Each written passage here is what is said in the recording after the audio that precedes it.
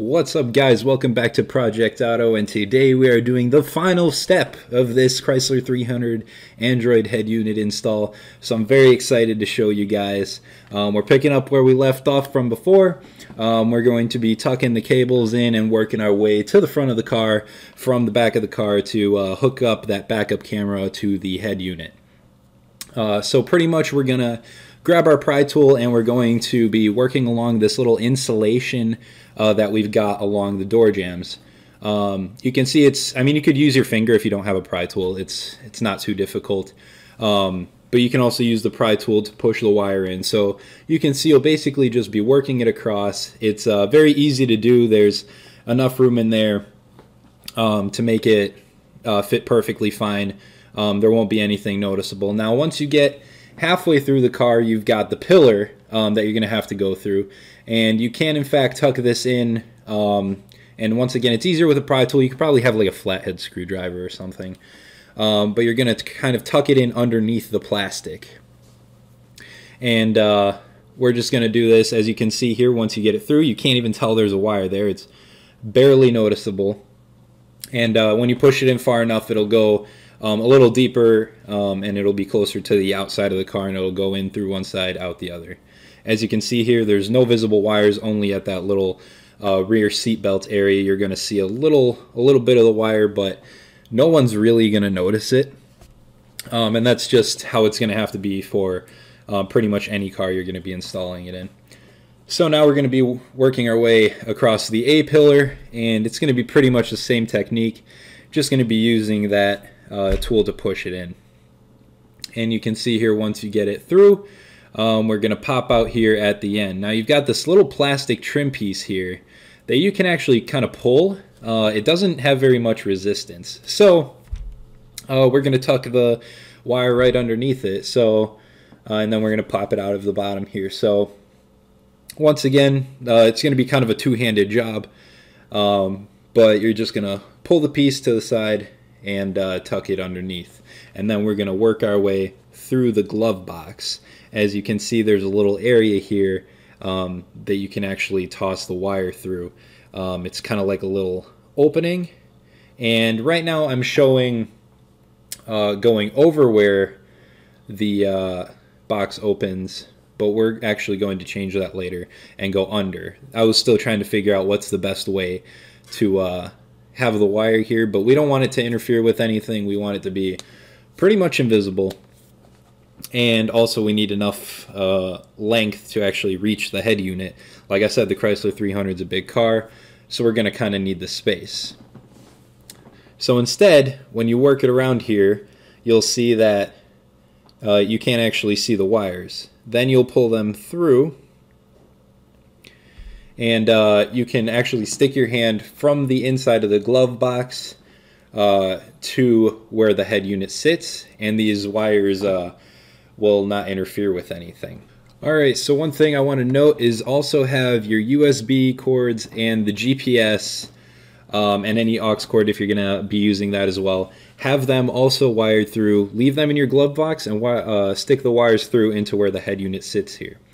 Now we're going to be reconnecting everything from the new unit to the wiring. So we should have all the wires there, the backup cameras, cable, the antenna GPS for the GPS, USBs, aux cords, and of course everything that's already built in there, like the power supply and whatnot. Pretty much all the cables here are going to be self-explanatory. A lot of them are shaped differently, so they can only go in one place. So it's kind of hard to make a mistake. There are maybe like one or two different plugs that kind of can go in a couple areas, but the whole point of those is just to get power from anywhere, and really it shouldn't matter as long as it's not interfering with anything else. So it's kind of hard to get an angle here because it's this white cable actually that I'm holding right now, that's going to be able to go into any one of those center slots.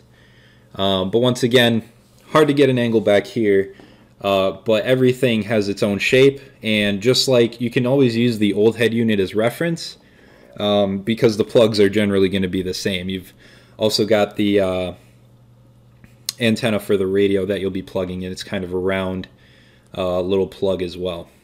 This one right here is the GPS.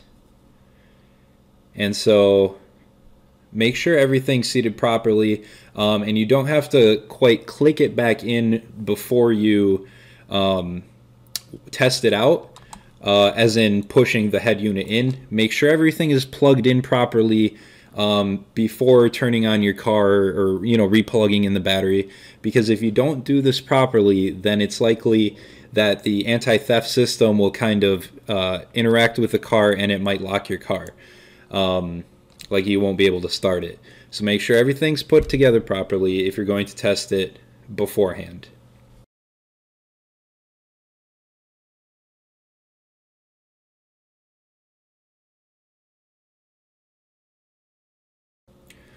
Okay, so now we've got it pretty much plugged in. We're going to do a little bit of test. You can see I haven't pushed it in. So I've turned it on. Obviously, you'll have to replug the battery in for a second here before you do this. But we can see that it's all operational. Everything seems to be working fine. You can, start the car, make sure it starts properly. Like I said, wiring, everything goes in its own place. It's hard to make a mistake. Colors match with colors, so it's very simple. You don't really need experience in these things to be doing it. So I'm just testing some functions here as well. All right, so to make a correction, there are these little metal clips in this new unit here that you actually have to, or actually they're not part of the new unit, I should say. They're from the old unit. You have to take them off of the old unit and put them on this unit. So fortunately, if you've looked ahead, and I'll have to comment on the first video here, but it's ideal to do this when you have both units laid out on the table like I had them in one of the prior videos. You can see myself prying them off the old unit here. I've just got a little like nail puller type deal and a flat head. They're kind of a pain in the butt to take off. You want to be careful because the metal clips themselves aren't fragile, but the plastic parts they're sitting on are. And you'll have to snap them into place, and it's a little more difficult to do when the unit is already in place like I have it here. But you'll be able to snap those on, and those will actually let the unit click into place. Without these, it'll just kind of sit there and it won't go back into place. It won't be firmly clicked in. So there's a couple clicks all around the unit, clips I should say, and once you put those back on, everything will snap into place. Then here we're just removing the protection. I mean, obviously it's a touchscreen, it's going to have fingerprints as the more you use it.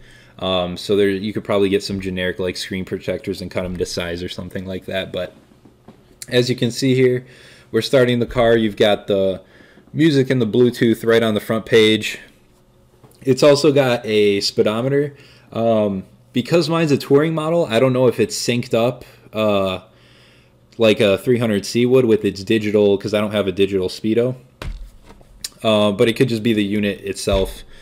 That's honestly not that big of a deal in my opinion. I'm not going to be looking for the speed limit down at my head unit, but it does detect when certain doors are open. It really gives the car a nice modern look because it starts to feel dated, especially if you don't have the factory touchscreen unit, And so this is much bigger, much better. You can have a bunch of songs with the USB, like I threw in like maybe 500 songs in the USB, and I'm not gonna, be messing with that anytime soon. Here we have the GPS antenna and also the USB cables. And so on the bottom of the little antenna here, there's a little sticky film, so you're going to peel it, and I'm pretty much going to place it in that upper shelf area, upper dock area, and pretty much clean up the wires a little bit. Then last thing here is the screws you're going to use to install actually put the backup camera in place, because of course we've just left it hanging last time. So just simply going to use a drill. Of course you want to place accordingly, kind of, you can mark some spots with tape and whatnot if you want. You can also put your car in reverse and then have somebody else angle it from the other side. but more or less it's going to be just a little to the right of where the light for the license plate is. Alright guys, so here's the final product. I don't really go through the backup camera or anything like this in this clip. I'm surprised I didn't record it, but here's kind of the overall look. I'm just going to play it twice here for you guys. Once again, thank you guys for following me on this little bit of journey here. I'd appreciate it if you like the video and if you subscribe as well. Thank you guys for watching this series. I hope I helped you out if you are installing this unit. And stay tuned for more. I've got lots more content, whether it's, you know, Mopar or other foreign vehicles, you know, hopefully all over the place. We're trying to get as much as we can. I'd love to grow this channel, and the support means a lot. So thank you guys so much for watching, and I'll see you guys next time.